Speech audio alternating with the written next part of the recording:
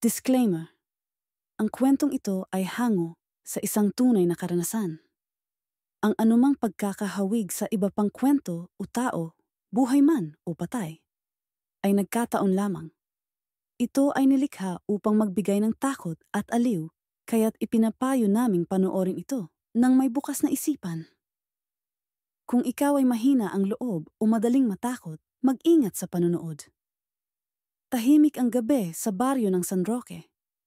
Tanging ang marahang huni ng mga kuliglig at ang malamlam na liwanag ng buwan ang nagbibigay buhay sa dilim.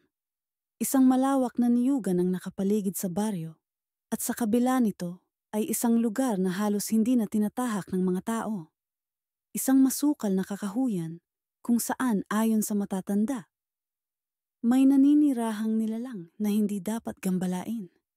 Si Marco, isang binatang bagong lipat sa baryo, ay matagal nang nakakarinig ng mga kwento tungkol sa niyugang iyon.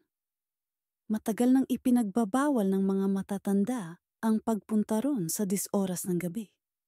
Hindi lamang dahil sa panganib ng malalalim na hukay at matatalas na dahon ng niyog, kundi dahil sa isang mas nakakatakot na dahilan, ang bantay na manananggal. Ayon sa alamat, tuwing kabilugan ng buwan, may isang nilalang na nagmamasid mula sa kadiliman. Naghihintay ng sino mang lalapit sa ipinagbabawal na bahagi ng niyugan. Ang sino mang mahuli nito ay hindi na muling makakabalik.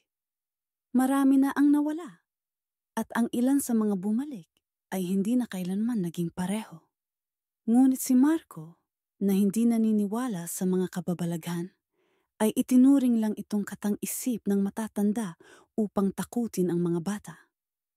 Isang gabi, habang nagiinuman ang ilang kalalakihan sa tindahan ni Aling Rosa, napag-usapan nila ang alamat ng manananggal. Ang ilan ay nangingilabot pa rin sa mga lumang kwento, habang ang iba ay natatawa lang. Si Marco, sa kanyang kayabangan, ay nagpasya. Susubukan niyang patunayan na walang katotohanan ang alamat. Wala namang masama kung susubukan ko, di ba? Ani Marco, nakangisi habang tinutungga ang huling bote ng alak. Bukas ng gabi, pupunta ako sa niyugan. Titingnan natin kung talagang may bantay doon o wala. Gago ka ba, Marco? Sagot ni Mang Tino, ang pinakamatandang lalaki sa baryo. Hindi mo alam ang sinasabi mo. Kung ako sa'yo, huwag mo nang subukan. Ngunit matigas ang ulo ni Marco. Hindi siya naniniwala sa multo, aswang, o kahit anong nilalang na hindi kayang ipaliwanag ng siyensya. Kaya't kinabukasan, matapos ang hapunan, nilisan niya ang kanyang maliit na kubo at tinahak ang daan papunta sa niyugan. Ang hangin ay tila mas malamig kaysa dati. Walang ihip ng hangin at ang paligid ay napakatahimik na halos maririnig niya ang sariling hininga. Sa ilalim ng liwanag ng buwan, kitang-kita ang anino ng mga punong niyog. Tila mga kamay na nakabuka, handang humawak sa sinumang lumapit nang hindi inaasahan. Habang lumalalim siya sa niyugan, napansin niyang kakaiba ang pakiramdam ng lugar. Parang may nakatingin sa kanya. Sinubukan niyang iwaksi ang kanyang takot. Ngunit nang makarating siya sa gitna ng niyugan, isang malamig na hangin ang biglang umihip. Napatingin siya sa itaas at doon niya ito nakita. Isang figura ang nakaupo sa isang mataas na puno ng niyog. Babae ito. Mahaba ang gusot-gusot na buhok. Puting-puti ang balat at ang mata ay kasing itim ng gabi. Nang ngumiti ito, tumambad ang matatalim na pangil at doon niya napansin ang kakaiba rito. Wala itong ibabang kalahati ng katawan. Nananatili siyang nakatayo. Hindi makagalaw. Tila nawala ang lahat ng kanyang lakas. Ang nilalang ay unti-unting bumaba mula sa puno. Ang mahahabang kuko nito ay kumalabit sa katawan ng niyog habang papalapit ito sa kanya. Hindi niya na napigilan ang sarili. Tumakbo siya ng mabilis. Hindi alintana ang matutulis na damo at sanga na humihiwa sa kanyang balat. Ngunit kahit anong bilis ng kanyang takbo, ramdam niya ang malamig na presensya sa kanyang likuran. Naririnig niya ang isang mababang tawa, isang tunog na tila galing sa malalim na hukay ng impyerno. Nang marating niya ang dulo ng niyugan, bigla siyang nadapa. Sa kanyang paglingon, nakita niya ang nilalang na nakatayo sa tabi ng isang puno, hindi gumagalaw. Ngunit bago pa siya makatakbo muli, isang malakas na hangin ang umihip at isang malamig na kamay ang dumapo sa kanyang balikat. At doon natapos ang lahat. Wala nang nakakita kay Marco mula noon. Ang tanging naiwan sa niyugan ay ang kanyang tsinelas at ang bahid ng dugo sa tuyong lupa. Mula noon, wala nang nagtangkang pumasok sa niyugan tuwing gabi. Ang alamat ay muling nabuhay sa takot ng mga tao. At ang bantay na manananggal, patuloy na naghihintay ng kanyang susunod na biktima. Kung ikaw may lakas ng loob ka bang subukan? Disclaimer: ang kwentong ito ay hango sa isang tunay na karanasan. Ang anumang pagkakahawig sa iba pang kwento o tao, buhay man o patay, ay nagkataon lamang. Ito ay nilikha upang magbigay ng takot at aliw, kaya't ipinapayo naming panoorin ito ng may bukas na isipan. Kung ikaw ay mahina ang loob o madaling matakot, mag-ingat sa panonood. Tahimik ang gabi sa baryo ng San Roque.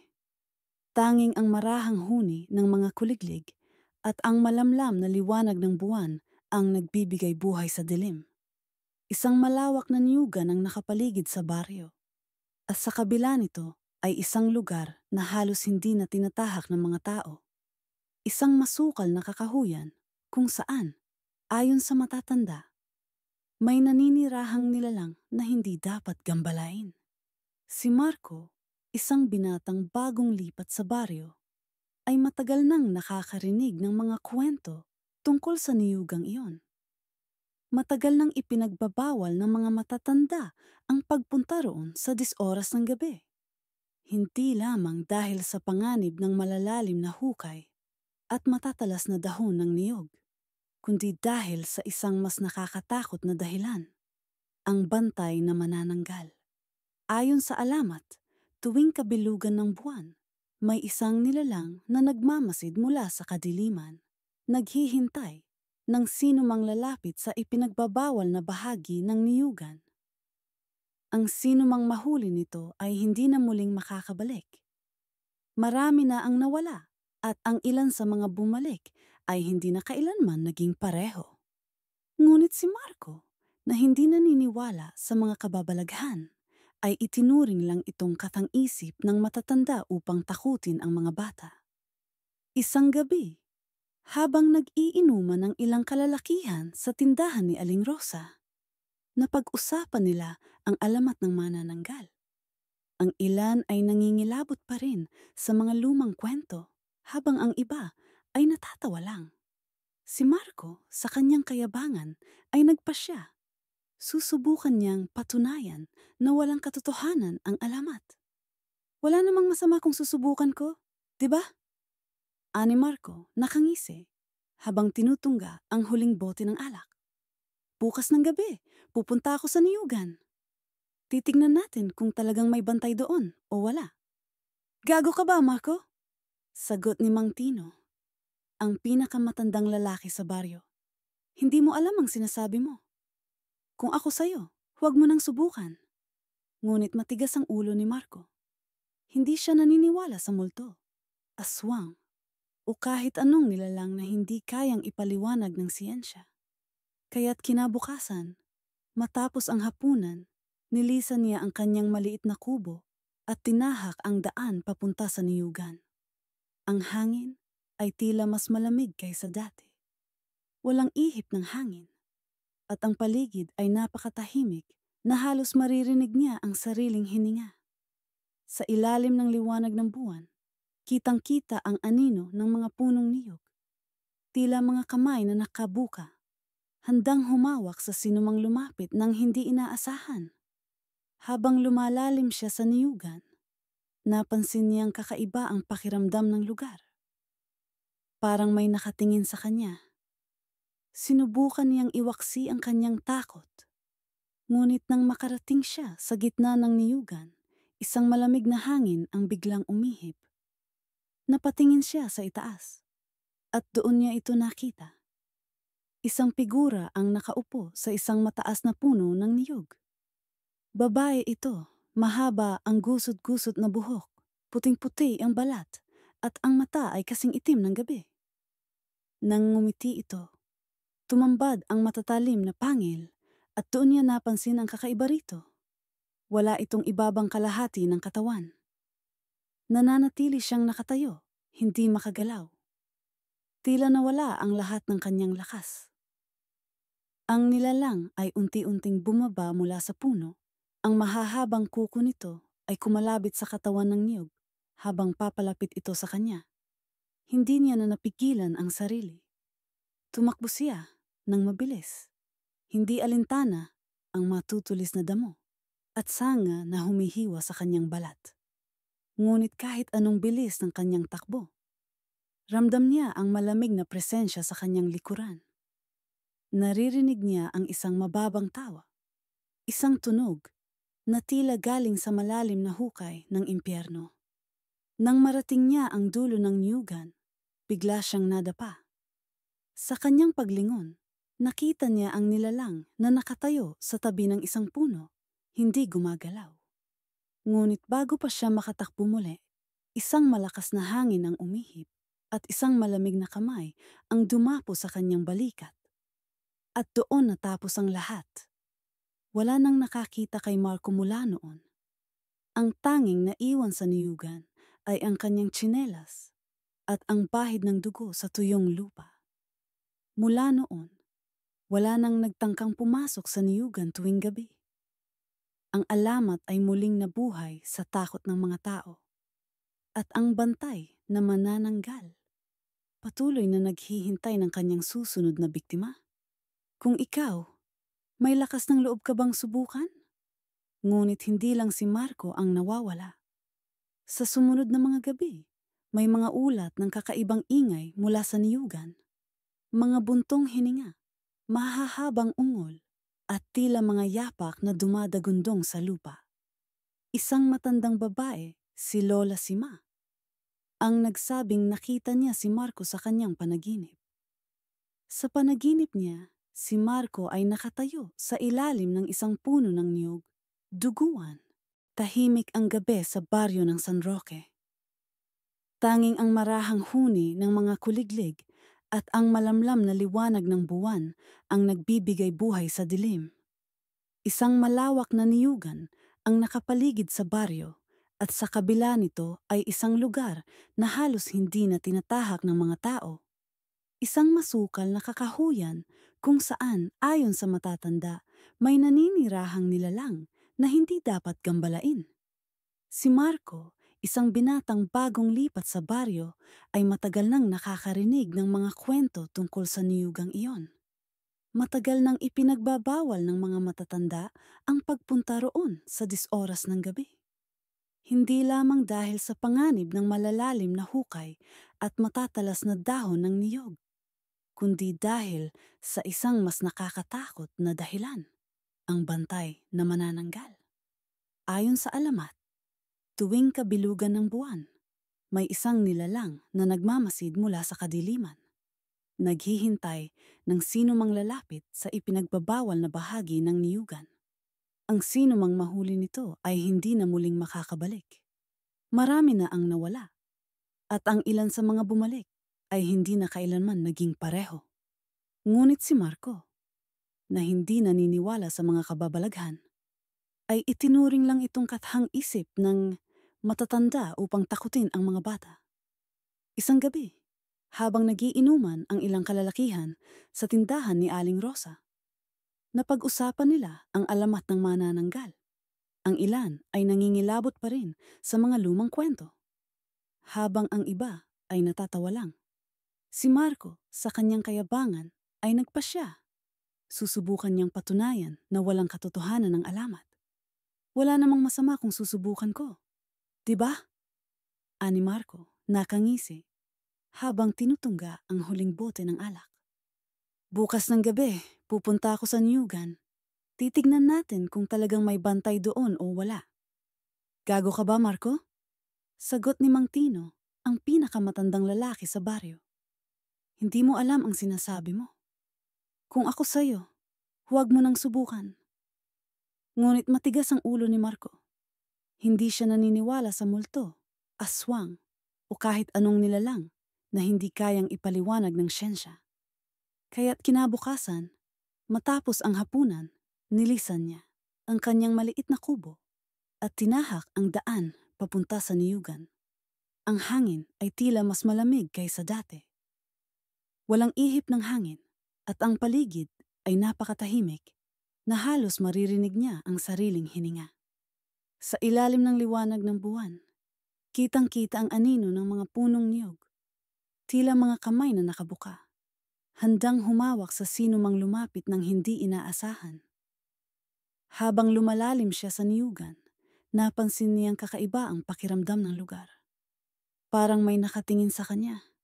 Sinubukan niyang iwaksi ang kanyang takot, ngunit nang makarating siya sa gitna ng niyugan, isang malamig na hangin ang biglang umihip. Napatingin siya sa itaas, at doon niya ito nakita.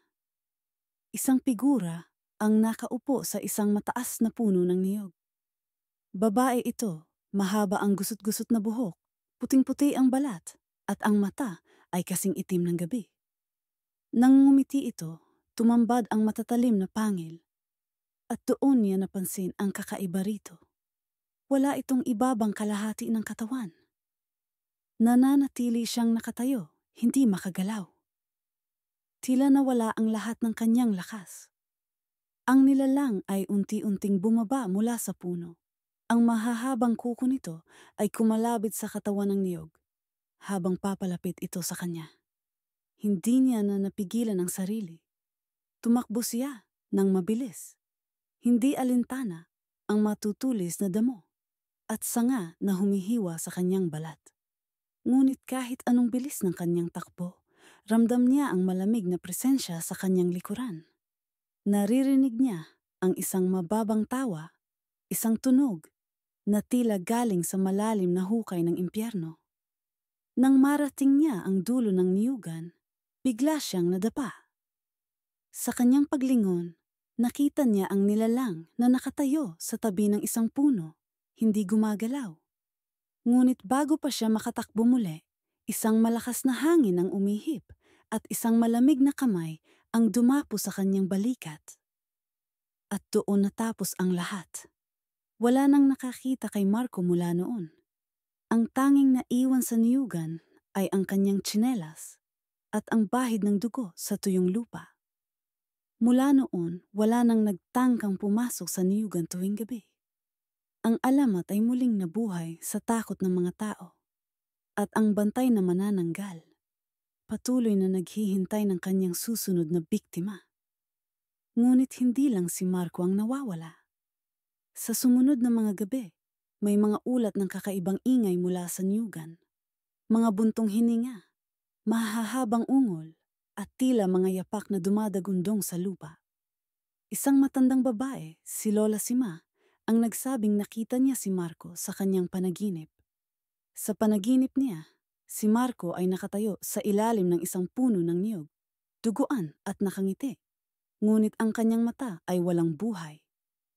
Habang lumilipas ang mga araw, unti-unting kumalat ang takot sa baryo. May mga hayop na natatagpo ang patay sa gilid ng niyugan. Walang dugo, ngunit may malalalim na sugat. Ang ilan sa mga kalalakihan ay sinubukang hanapin si Marco. Ngunit tuwing susubukan nilang pumasok sa niyugan, biglang bumibigat ang kanilang katawan. At ang ilan, disclaimer, ang kwentong ito ay hango sa isang tunay na karanasan. Ang anumang pagkakahawig sa iba pang kwento o tao, buhay man o patay, ay nagkataon lamang. Ito ay nilikha upang magbigay ng takot at aliw, kaya't ipinapayo naming panoorin ito ng may bukas na isipan. Kung ikaw ay mahina ang loob o madaling matakot, mag-ingat sa panonood. Tahimik ang gabi sa baryo ng San Roque. Tanging ang marahang huni ng mga kuliglig at ang malamlam na liwanag ng buwan ang nagbibigay buhay sa dilim. Isang malawak na niyugan ang nakapaligid sa baryo. At sa kabila nito ay isang lugar na halos hindi na tinatahak ng mga tao. Isang masukal na kakahuyan kung saan, ayon sa matatanda, may naninirahang nilalang na hindi dapat gambalain. Si Marco, isang binatang bagong lipat sa baryo, ay matagal nang nakakarinig ng mga kwento tungkol sa niyugang iyon. Matagal nang ipinagbabawal ng mga matatanda ang pagpunta roon sa 10 oras ng gabi. Hindi lamang dahil sa panganib ng malalalim na hukay at matatalas na dahon ng niyog, kundi dahil sa isang mas nakakatakot na dahilan, ang bantay na manananggal. Ayon sa alamat, tuwing kabilugan ng buwan, may isang nilalang na nagmamasid mula sa kadiliman. Naghihintay ng sino mang lalapit sa ipinagbabawal na bahagi ng niyugan. Ang sino mang mahuli nito ay hindi na muling makakabalik. Marami na ang nawala.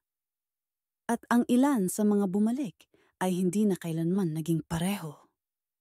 Ngunit si Marco, na hindi naniniwala sa mga kababalaghan, ay itinuring lang itong katang-isip ng matatanda upang takutin ang mga bata. Isang gabi, habang nagiinuman ang ilang kalalakihan sa tindahan ni Aling Rosa, napag-usapan nila ang alamat ng manananggal. Ang ilan ay nangingilabot pa rin sa mga lumang kwento, habang ang iba ay natatawa lang. Si Marco, sa kanyang kayabangan, ay nagpasya. Susubukan niyang patunayan na walang katotohanan ng alamat. Wala namang masama kung susubukan ko, di ba? Ani Marco, nakangisi habang tinutungga ang huling bote ng alak. Bukas ng gabi, pupunta ako sa niyugan. Titignan natin kung talagang may bantay doon o wala. Gago ka ba, Marco? Sagot ni Mang Tino, ang pinakamatandang lalaki sa baryo. Hindi mo alam ang sinasabi mo. Kung ako sa'yo, huwag mo nang subukan. Ngunit matigas ang ulo ni Marco. Hindi siya naniniwala sa multo, aswang, o kahit anong nilalang na hindi kayang ipaliwanag ng siyensya. Kaya't kinabukasan, matapos ang hapunan, nilisan niya ang kanyang maliit na kubo at tinahak ang daan papunta sa niyugan. Ang hangin ay tila mas malamig kaysa dati. Walang ihip ng hangin at ang paligid ay napakatahimik na halos maririnig niya ang sariling hininga. Sa ilalim ng liwanag ng buwan, kitang-kita ang anino ng mga punong niyog. Tila mga kamay na nakabuka, handang humawak sa sinumang lumapit ng hindi inaasahan. Habang lumalalim siya sa niyugan, napansin niyang kakaiba ang pakiramdam ng lugar. Parang may nakatingin sa kanya. Sinubukan niyang iwaksi ang kanyang takot.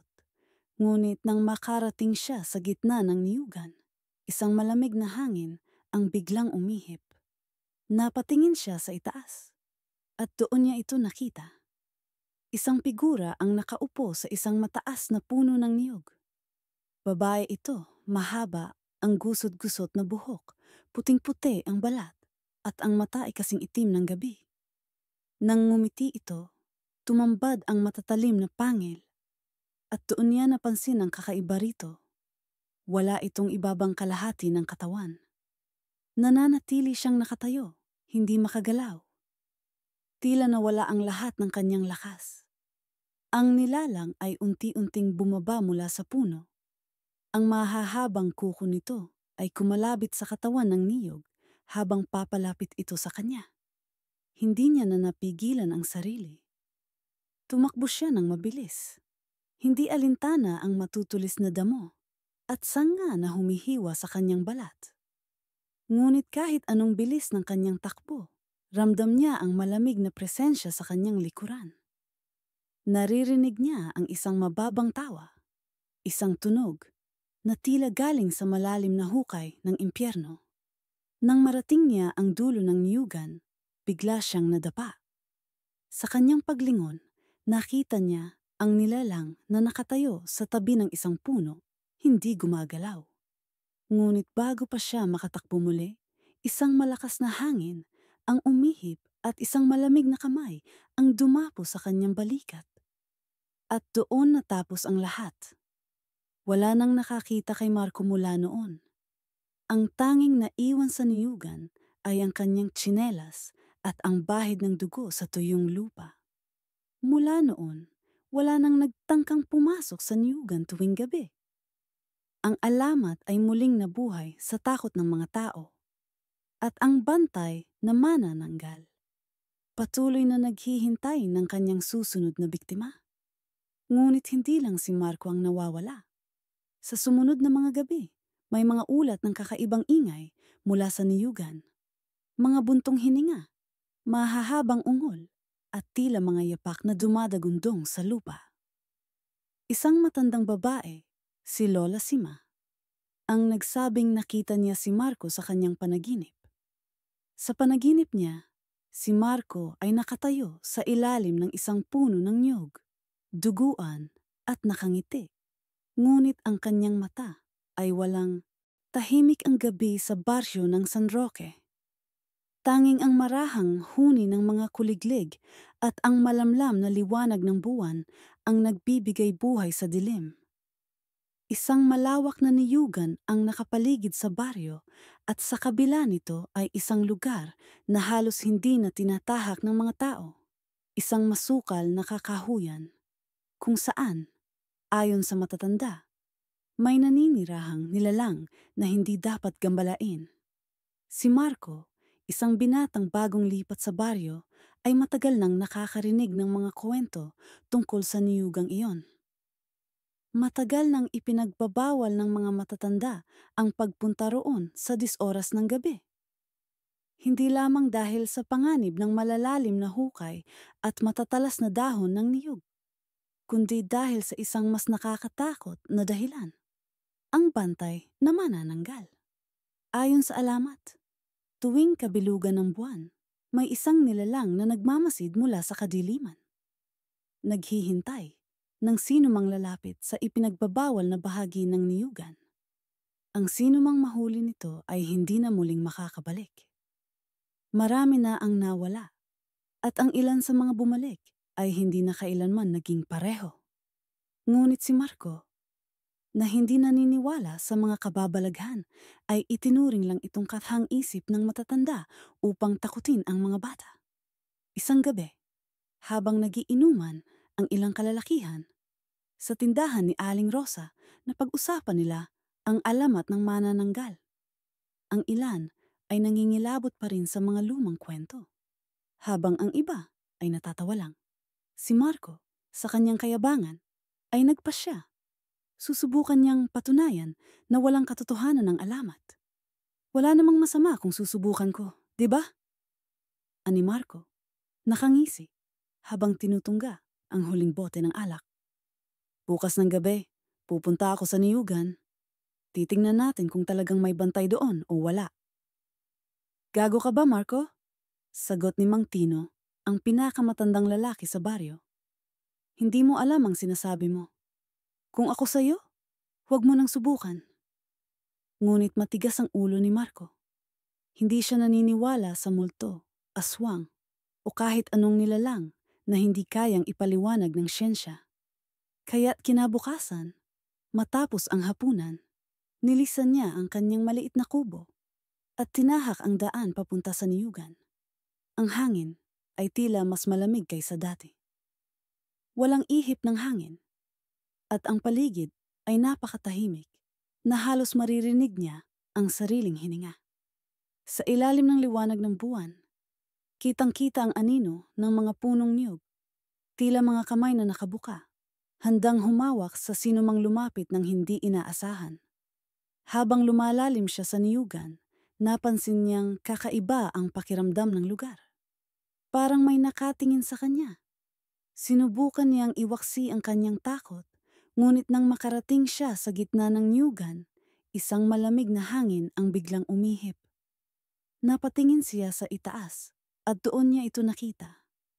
Isang figura ang nakaupo sa isang mataas na puno ng niyog. Babae ito, Mahaba ang gusot-gusot na buhok, puting-puti ang balat, at ang mata ay kasing itim ng gabi. Nang ngumiti ito, tumambad ang matatalim na pangil, at doon niya napansin ang kakaiba rito. Wala itong ibabang kalahati ng katawan. Nananatili siyang nakatayo, hindi makagalaw. Tila nawala ang lahat ng kanyang lakas. Ang nilalang ay unti-unting bumaba mula sa puno. Ang mahahabang kuko nito ay kumalabit sa katawan ng niyog habang papalapit ito sa kanya. Hindi niya na napigilan ang sarili. Tumakbo siya ng mabilis. Hindi alintana ang matutulis na damo at sanga na humihiwa sa kanyang balat. Ngunit kahit anong bilis ng kanyang takbo, ramdam niya ang malamig na presensya sa kanyang likuran. Naririnig niya ang isang mababang tawa, isang tunog na tila galing sa malalim na hukay ng impyerno. Nang marating niya ang dulo ng niyugan, bigla siyang nadapa. Sa kanyang paglingon, nakita niya ang nilalang na nakatayo sa tabi ng isang puno, hindi gumagalaw. Ngunit bago pa siya makatakbo muli, isang malakas na hangin ang umihip at isang malamig na kamay ang dumapo sa kanyang balikat. At doon natapos ang lahat. Wala nang nakakita kay Marco mula noon. Ang tanging naiwan sa niyugan ay ang kanyang tsinelas at ang bahid ng dugo sa tuyong lupa. Mula noon, wala nang nagtangkang pumasok sa niyugan tuwing gabi. Ang alamat ay muling nabuhay sa takot ng mga tao. At ang bantay na manananggal, patuloy na naghihintay ng kanyang susunod na biktima. Ngunit hindi lang si Marco ang nawawala. Sa sumunod na mga gabi, may mga ulat ng kakaibang ingay mula sa niyugan. Mga buntong hininga, mahahabang ungol, at tila mga yapak na dumadagundong sa lupa. Isang matandang babae, si Lola Sima, ang nagsabing nakita niya si Marco sa kanyang panaginip. Sa panaginip niya, si Marco ay nakatayo sa ilalim ng isang puno ng niyog, duguan at nakangiti. Ngunit ang kanyang mata ay walang buhay. Habang lumilipas ang mga araw, unti-unting kumalat ang takot sa baryo. May mga hayop na natatagpo ang patay sa gilid ng niyugan. Walang dugo, ngunit may malalalim na sugat. Ang ilan sa mga kalalakihan ay sinubukang hanapin si Marco. Ngunit tuwing susubukan nilang pumasok sa niyugan, biglang bumibigat ang kanilang katawan. At ang ilan, tahimik ang gabi sa baryo ng San Roque. Tanging ang marahanghuni ng mga kuliglig at ang malamlam na liwanag ng buwan ang nagbibigay buhay sa dilim. Isang malawak na niyugan ang nakapaligid sa baryo at sa kabila nito ay isang lugar na halos hindi na tinatahak ng mga tao. Isang masukal na kakahuyan kung saan, ayon sa matatanda, may naninirahang nilalang na hindi dapat gambalain. Si Marco, isang binatang bagong lipat sa baryo, ay matagal nang nakakarinig ng mga kwento tungkol sa niyugang iyon. Matagal nang ipinagbabawal ng mga matatanda ang pagpunta roon sa 10 oras ng gabi. Hindi lamang dahil sa panganib ng malalalim na hukay at matatalas na dahon ng niyog, kundi dahil sa isang mas nakakatakot na dahilan, ang bantay na manananggal. Ayon sa alamat, tuwing kabilugan ng buwan, may isang nilalang na nagmamasid mula sa kadiliman. Naghihintay ng sino mang lalapit sa ipinagbabawal na bahagi ng niyugan. Ang sino mang mahuli nito ay hindi na muling makakabalik. Marami na ang nawala, at ang ilan sa mga bumalik ay hindi na kailanman naging pareho. Ngunit si Marco, na hindi naniniwala sa mga kababalaghan, ay itinuring lang itong kathang isip ng matatanda upang takutin ang mga bata. Isang gabi, habang nagiinuman ang ilang kalalakihan sa tindahan ni Aling Rosa, napag-usapan nila ang alamat ng manananggal. Ang ilan ay nangingilabot pa rin sa mga lumang kwento, habang ang iba ay natatawa lang.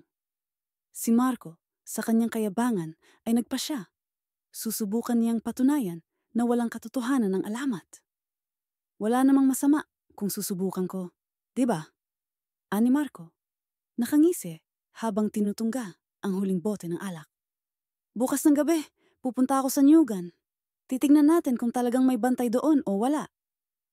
Gago ka ba, Marco? Sagot ni Mang Tino, ang pinakamatandang lalaki sa baryo. Hindi mo alam ang sinasabi mo. Kung ako sa'yo, huwag mo nang subukan. Ngunit matigas ang ulo ni Marco. Hindi siya naniniwala sa multo, aswang, o kahit anong nilalang na hindi kayang ipaliwanag ng siyensya. Kaya't kinabukasan, matapos ang hapunan, nilisan niya ang kanyang maliit na kubo at tinahak ang daan papunta sa niyugan. Ang hangin ay tila mas malamig kaysa dati. Walang ihip ng hangin at ang paligid ay napakatahimik na halos maririnig niya ang sariling hininga. Sa ilalim ng liwanag ng buwan, kitang-kita ang anino ng mga punong niyog, tila mga kamay na nakabuka, handang humawak sa sinumang lumapit nang hindi inaasahan. Habang lumalalim siya sa niyugan, napansin niyang kakaiba ang pakiramdam ng lugar. Parang may nakatingin sa kanya. Sinubukan niyang iwaksi ang kanyang takot, ngunit nang makarating siya sa gitna ng niyugan, isang malamig na hangin ang biglang umihip. Napatingin siya sa itaas, at doon niya ito nakita. Isang figura ang nakaupo sa isang mataas na puno ng niyog. Babae ito, mahaba ang gusot-gusot na buhok, puting-puti ang balat, at ang mata ay kasing itim ng gabi. Nang ngumiti ito, tumambad ang matatalim na pangil, at doon niya napansin ang kakaiba rito. Wala itong ibabang kalahati ng katawan.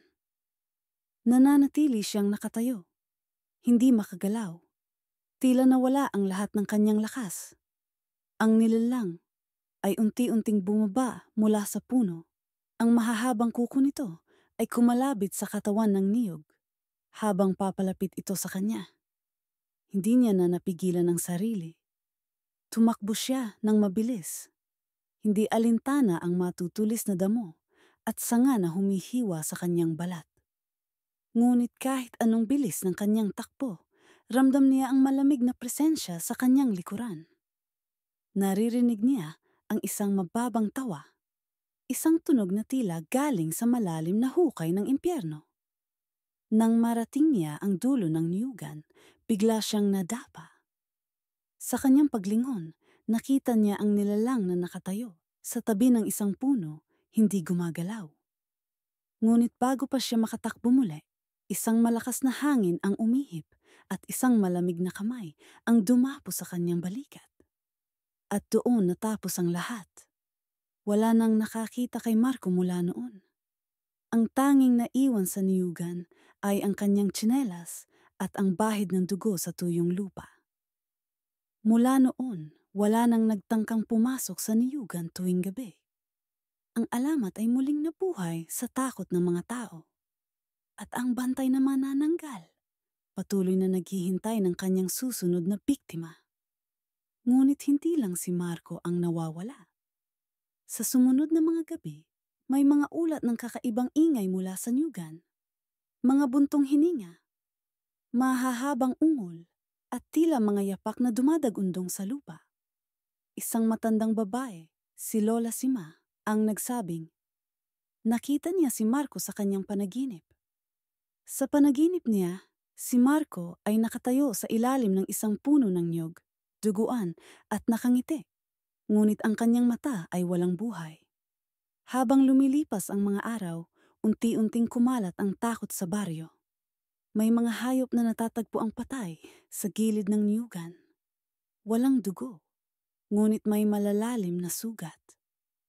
Ang ilan sa mga kalalakihan ay sinubukang hanapin si Marco. Ngunit tuwing susubukan nilang pumasok sa niyugan, biglang bumibigat ang kanilang katawan. At ang ilan, sa dilim ng gabi, bumabalot ang katahimikan sa baryo ng San Roque. Wala ni isa mang tao ang naglalakas loob lumabas matapos ang nangyari kay Lenny. Ang mga matatanda ay nagtipon sa harap ng bahay ng pamilya ng bata. Nagdarasal at tahimik na binabantayan ang kanilang paligid. Walang makapagpaliwanag kung paano siya nakaligtas. Walang nakakita kung sino o ano ang nagbalik sa kanya. Ngunit nang matagpuan siya sa gilid ng niyugan, nakatayo lang siya roon. Walang imik, walang luha, ngunit may mahigpit na hawak sa kanyang pulang laso. Simula nang makabalik si Lenny, may bumago sa kanya. Hindi na siya umiimik gaya ng dati. Ang kanyang mga mata ay tila laging nakatingin sa kawalan. At tuwing dumidilim ang paligid, naririnig ng kanyang ina ang kanyang mga bulong. Mga salitang hindi maunawaan. Tila isang lumang wika na hindi niya kailanman itinuro sa anak. Sa tuwing tinatanong siya tungkol sa nangyari, hindi siya sumasagot. Tanging isang malamig na ngiti lamang ang naiiwan sa kanyang labi bago siya bumalik sa pagtitig sa labas ng bintana. Nakatuon ang tingin sa direksyon ng niyugan. Sa sumunod na mga gabi, may mga bagong insidente ang naganap. Muling nagkaroon ng mga hayop na natagpuang patay. Walang dugo sa katawan, ngunit may malalalim na sugat. May ilang kalalakihan ang nanaginip ng isang babaeng lumilipad sa ibabaw ng niyugan, nakatingin sa kanila. Inakit silang lumapit sa dilim. Isang gabi, si Mang Ruben, ang lalaking nagtangkang iligtas si Lenny, ay biglang naglaho. Ang kanyang asawa ay nagising na lang at napansing bukas ang pintuan ng kanilang bahay at wala na ang kanyang asawa. Sa tapat ng kanilang bahay, may naiwang bakas ng paa na papunta sa niyugan. Ngunit sa huling yapak, huminto ito. Tila naglaho na lang sa hangin. Habang lumilipas ang mga araw, lalong nagiging hindi maipaliwanag ang kilos ni Lenny. Isang umaga, nakita siya ng kanyang ina na nakaupo sa gitna ng kanilang bakuran, humuhuni ng isang lumang awitin na hindi niya itinuro sa bata. Ang kanyang tingin ay blangko, ngunit sa kanyang mga daliri ay may hawak siyang isang hibla ng maitim na buhok. Mahabang mahaba, masyadong mahaba para sa isang bata. Nang tanungin siya kung saan niya ito nakuha, ngumiti lamang siya at itinuro ang niyugan. Isang gabi, habang binabantayan siya ng kanyang ina sa kanyang pagtulog, may narinig itong mahina ngunit malamig na tawa mula sa labas ng kanilang bahay. Mabilis siyang lumapit sa bintana ngunit wala siyang nakita. Tanging ang mga anino ng mga punong niyog na kumakaway sa ilalim ng buwan. Nang lumingon siya sa anak niyang si Lenny, nakadilat na ito. Nakatitig sa kanya na parang alam niyang titingnan siya ng kanyang ina. At sa mga labi ng bata, isang malamig na bulong ang narinig niya. "Huwag kang matakot, Mama. Babalik siya para sa akin." Mula noon, mas pinili ng mga taga-baryo na umiwas sa pamilya ni Lenny. Alam nilang may bumalik na sumpa sa kanilang lugar at walang may gustong masangkot dito. Ngunit isang gabi, isang matandang babae ang lumapit sa ina ni Lenny. Si Lola Sima, ang pinakamay edad sa baryo, ay nagdala ng isang lumang anting-anting at mahigpit na itinulak ito sa kamay ng ina ni Lenny. "Itago mo ito sa kanya. Bantayan mo siya. Huwag mong hayaang bumalik siya sa niyugan," aniya. At biglang lumisan, hindi na lumingon pa. Ngunit huli na ang lahat. Kinagabihan, isang malakas na sigaw ang pumailan lang mula sa bahay ni Lenny. Nang magpuntahan ang mga kapitbahay, wala na ang bata. Ang kanyang kwarto ay gulo-gulo at ang bintana ay nakabukas. Waring may lumabas mula roon.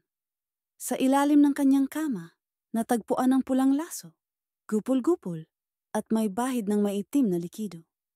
Sa labas, ang niyugan ay tahimik. Ngunit ang hangin ay puno ng malamig na bulong. At sa di kalayuan, sa ilalim ng pinakamalaking puno ng niyog, may isang figura ang tila nakatayo sa dilim. Nakangiti, naghihintay. Hindi na muling nakita si Lenny. At mula noon, wala nang naglakas loob pang lumapit sa niyugan. Ngunit tuwing kabilugan ng buwan, may naririnig silang mahihinang yapak na gumagapang sa paligid ng baryo at isang pabulong na tawa ang dumadaloy sa hangin. Ano sa tingin niyo ang nangyari kay Lenny? May pag-asa pa kaya siyang bumalik? O isa na siyang bahagi ng nilalang na bumabalot sa kadiliman? Iwan niyo ang inyong mga opinyon sa comments at sabihin kung gusto niyo ng kasunod na kwento.